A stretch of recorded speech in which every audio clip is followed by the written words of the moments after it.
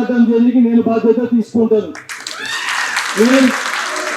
కాకపోతే ఒక 10 నిమిషాలు ఓపిక పడితే సమస్యలు ఏమేమైతున్నాయో, ఎందుకంటే GO46 తో పాటు TSPSC సంబంధించి ఏదైతే కంప్యూటర్ ఎగ్జామ్స్ కానీ, గురుకులానికి సంబంధించిన ఎగ్జామ్స్ కానీ, ఏజెన్సీ ప్రాంతంలో ఉద్యోగాలకి సంబంధించి కానీ, లేదా TSLRB ఏదైతే కానిస్టేబుల్ రిక్రూట్మెంట్ కి సంబంధించి కానీ, లేదా SPDCL NPDCL కానీ, లేదా మెగా DSC కానీ, లేకపోతే సింగరేణి రిక్రూట్మెంట్ కానీ, యూనివర్సిటీ వైస్ ఛాన్సలర్ దానిపైన విషయం పైన కానీ, రెగ్యులర్ ఫ్యాకల్టీ అంశాలపైన కానీ, స్కాలర్షిప్ల పైన కానీ, PhD స్కాలర్షిప్ల పైన కానీ అనేక అంశాలు ఉన్నాయి. వాస్తవానికి అన్ని విషయాలు వాస్తవానికి తెలుసు, ఎందుకంటే మీ మధ్యలోకి వెళ్ళి మీకోసం పోరాడిన వ్యక్తిని ఇవన్నీ నాకు తెలుసు.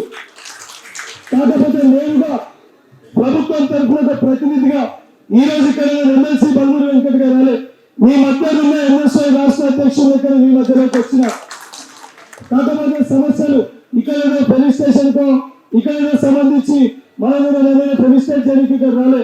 మీ సమస్యలు తెలుసుకొని ఈ సమస్యను పరిష్కరించడానికి తమలో కల్పించాలి ప్లీజ్.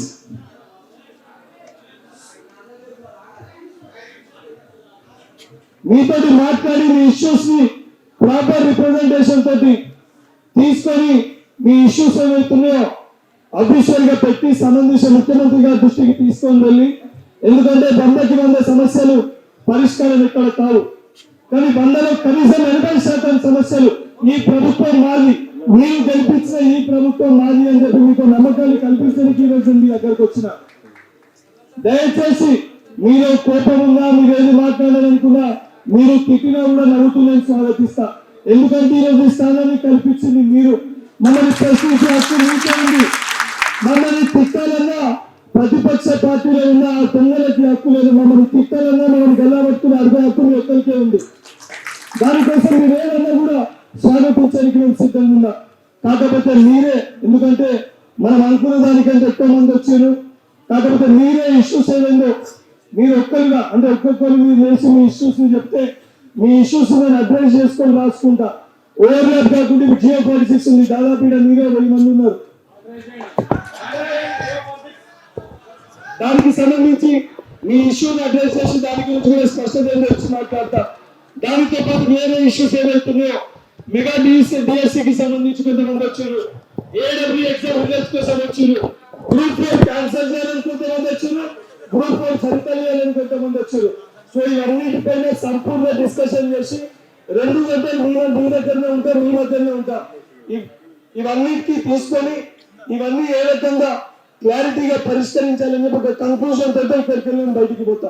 అందుకే అందరూ కొంచెం పేషెన్స్ తోటి 10 సంవత్సరాలు ఓపిక పట్టారు, 2 గంటలు ఓపిక పట్టి మీ సమస్యల్ని ప్రాపర్ గా, ఇప్పుడు సాధ్యం కానివి అసలు సాధ్యం కానివి అన్నది కాకపోతే మీకు కూడా తెలుసు, ఏది సాధ్యం అవుతుంది ఏది సాధ్యం కాదో చదువుకునే మనకి పూర్తి అవగాహన మనకు ఉంటుంది. అది సాధ్యమైతే కూడా ఏ రకంగా సాధ్యమవుతుంది, ఇది చెయ్యని చెప్పే ముందు అది ఏ రకంగా చేయాలి అని కూడా మీరే చెప్పగలగాలి.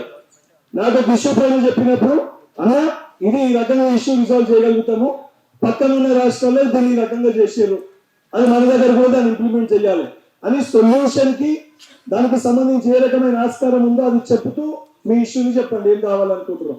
సింపుల్ గా అన్న రిజాల్వ్ చేసేది కొట్టేసి అంటే అది వాస్తవానికి సాధ్యం కాదు.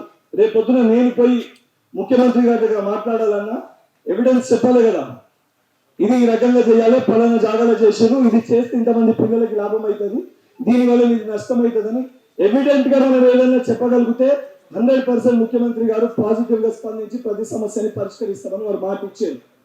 అది మనం చెప్పే విధానం బట్టి కూడా ఉంటుంది. ఇప్పుడు గతంలో మన సమస్యలు 10 సంవత్సరాలు ఎవరు కూడా ఇక్కడ వచ్చి యూనివర్సిటీకి వెళ్ళి చదువుకొని వెళ్ళిన కూడా ఎవరు ఇక్కడికి వచ్చే సమస్యలు వినలే.